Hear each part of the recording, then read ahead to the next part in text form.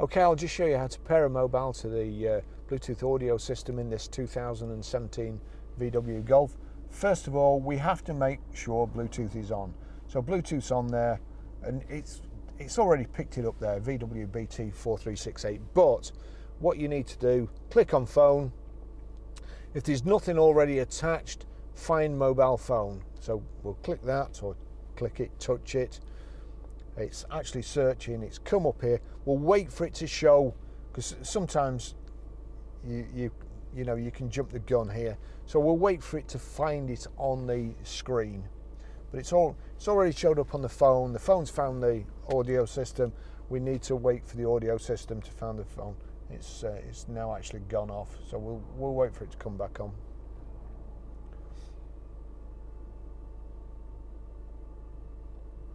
There you go. So it's found it on here.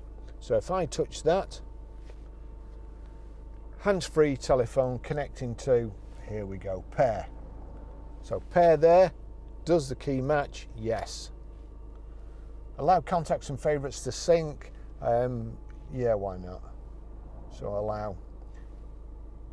Just there you go. That's connected. So it's connected. My phone's connected, and it's showing up on the screen here.